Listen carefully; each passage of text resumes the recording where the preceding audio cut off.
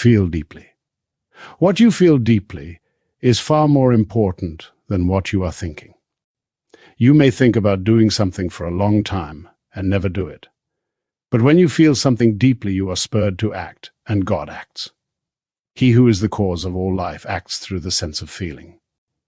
You can think of 1,000 things, yet not be moved to act upon one of them. A deep conviction felt is far more important than anything you could ever think. Let us turn to the first chapter of the Epistle of James. Ask in faith with no doubting, for he who doubts is like the wave of the sea that is driven and tossed by the wind.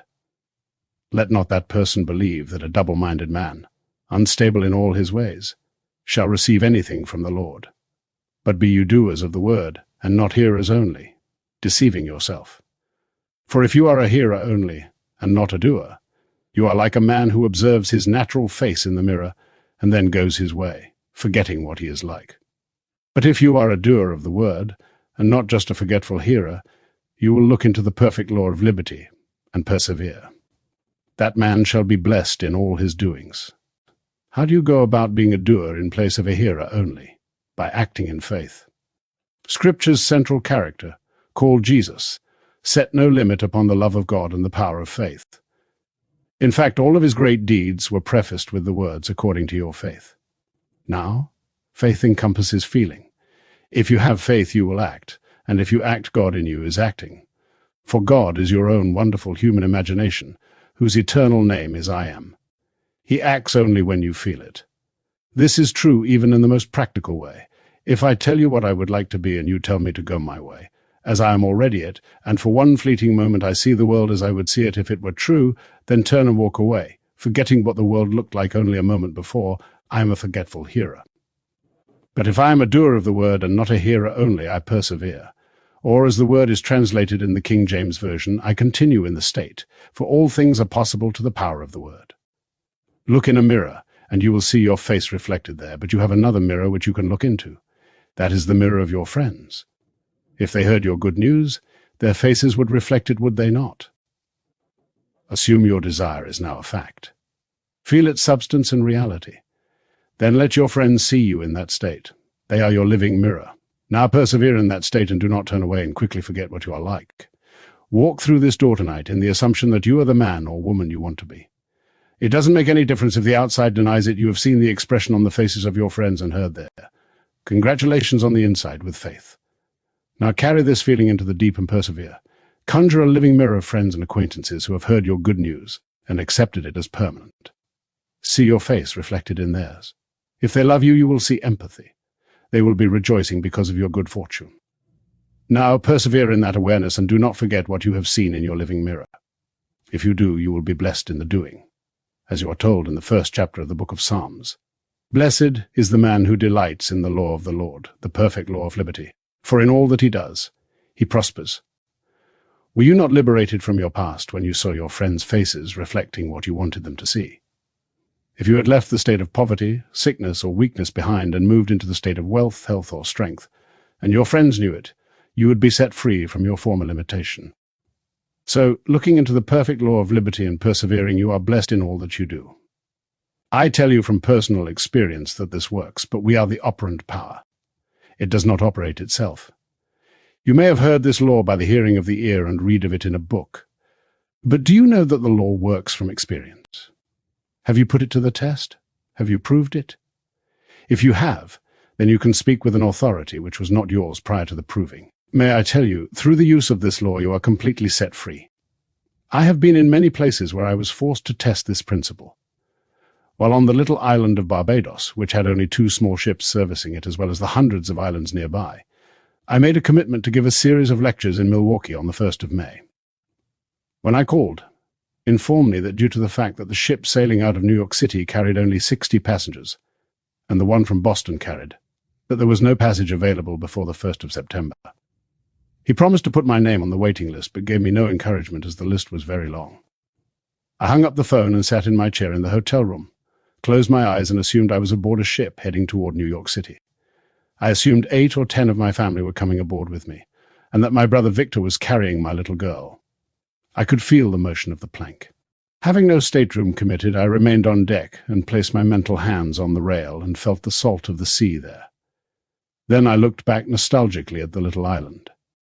I repeated that action over and over again, feeling every step I made on that gangplank. I felt the rail and smelled the salt of the sea. I did everything that feeling could be brought to bear upon, and when my actions seemed natural, I broke it. The very next day I received confirmation that I would be sailing on a ship which would land in New York City 1 week before my commitment in Milwaukee, which I did. When I asked the agent how I obtained the tickets, he said they had a cancellation in New York, and the one person he had called on the waiting list felt that the timing was inconvenient. So knowing he could accommodate my wife, our little daughter, and myself in one cabin, he let us in. I never heard why someone cancelled in New York, or why the one he called in Barbados could not take the ship at that time, or why the agent did not call all the others on the waiting list. I only know that I got the reservation I had imagined. I have told this story before, and someone in the audience once said, "Was that a Christian thing to do? You might have caused someone to cancel their trip." But I tell you, as I told her, it was the only Christian thing to do, for I used the Christian principle of fulfilling God's law. How it is going to be fulfilled is not my concern. I am told that whatever I desire, if I will but believe I have received it, I will. God never creates a desire in the human heart that he has not already provided its satisfaction. This is true of every desire in this world as well, as the greatest of all desires, which is the thirst for God. Do you really want an experience of God? Apply this principle towards it. Do what I did when I wanted to leave Barbados and come to America. I looked into the perfect law of liberty and persevered. God doesn't give you one law for your desires of this world and another law for your search for him. It's the same law. If you have had the experience of which I speak, would you tell someone about it? Is it a consuming desire, or do you want something other than that first? Perhaps you want a lovely home, security in the sense of money in the bank that you can touch, or stocks and bonds that pay dividends. If you want to feel wealthy, travel, and have lots of things before you thirst for an experience of Christ, it is secondary, so don't try it. But if an experience of Christ is your consuming desire, then don't hesitate to put it to the test. Put first things first. If your first desire is to be recognized in the work that I am doing, then apply this principle towards it, and let that thirst for God take its own good time to envelop you. And when it does apply this principle towards it, feel in depth, for what you feel deeply is more vital than what you think. Every day you can think about how wonderful it would be if, and never act. But if every day you would feel how wonderful it is now, it will become true. Shakespeare said, "Assume a virtue if you have it not. A virtue must be felt to be assumed. Refrain from the assumption tonight, and it will be easy to refrain next week, and still easier the next. But if you will assume your desire is fulfilled now, and persevere in that assumption through the sense of feeling, it will be externalized as a literal fact in your world." I am calling upon everyone to put this into practice. Every desire contains its own satisfaction to be fed upon. It's entirely up to you. You may feed your hunger by thinking of your desire, or feed its satisfaction by thinking from its fulfillment. It is God who gives you every desire, be it for things of this age or the age to come. As told us in the book of Amos, "I will send a famine upon the world. It will not be a hunger for bread, or a thirst for water, but for the hearing of the word of God." When you want to speak the word of God, your hunger is not for the hearing of the word, but for the glamour connected with the teaching. It is the spotlight you desire, and that too has been provided for. Every desire can and will be satisfied if you will look into the law of liberty and persevere. Then you will be blessed in all you do. A chap came to see me from New York City yesterday. When I heard his request, I would not tell him my reaction to it, but that I would hear that he had it. This chap, now retired from the antique department of Macy's, has been teaching in one of these isms back east. Then he started corresponding with a group out here who, unable to believe in themselves, wants a leader, so they have asked him to come lead them. When he told me the nature of his desire, I was sorry that all he could see in life was the spotlight, but I granted it to him. He is tired of playing third, fourth, or fifth fiddle to a leader who has milked $1 million out of those who are buying bricks into heaven. Having nothing, this man's followers are building heaven for him and giving it to him as their gift. They have bought valuable land in New York City and built a building on it. Then he threw a banquet at a large hotel, and they paid $50 for the privilege of seeing the mortgage they paid for burned, but the land and building are in his name. Back in 1943, this same man told me he was coming to New York for only one purpose, and that was to make money in the so-called New Thought movement. When I heard him say this, I thought he was in the wrong profession. If he wanted to make a lot of money, he should go into steel, oil, or coal. If you want to do this work, you can live well, but will not have the ambition for millions. Well, he wanted lots of money. Now he has it, as well as homes in the country, an apartment in the city, and a lovely large building in New York City, which those who love to be milked paid for. The chap who came to see me assisted this man. He has seen how phony it has been, but he hasn't completely overcome it. He still wants the spotlight, and now he has the opportunity to get it. I will pray for his success, not as a teacher, for he is not one, but for the glamour he will receive by those who want the nonsense, as they are going to start off by not eating meat, smoking, or drinking. In fact, a complete loss of the palate. His request does not offend my moral code, so I can easily say that he is successful, but I urge you who are sincere to try to create within yourself a longing for the deepest of all desires, and that is to know God from experience. If you can really thirst for God above everything else, then use the same law of liberty. Look into the faces of your friends and say with deep conviction and feeling, I have had the experiences of which Neville speaks. The entire series, from the resurrection through the descent of the dove, has unfolded within me. Then persevere, for God has provided a satisfaction for that hunger, and you will know it. But if this hunger is not yet upon you, and you sincerely want a better way of living that is not wrong, simply use the same principle of the perfect law of liberty and persevere. Don't turn and forget what you have done, but sleep in that conviction, and in a way you do not know, it will be yours. Tonight many of our friends are not here because it is Memorial Day. But I tell you, not one moment in time is holier than another, and there is no earthly place more sacred than the other. Wherever you stand is sacred ground because you are there. Today, millions are celebrating Memorial Day, remembering the dead and placing flowers on a grave their loved ones do not occupy. This morning, just prior to waking, I saw my brother Lawrence. He died at the age of 62, but looked much older because he had suffered so much before his departure.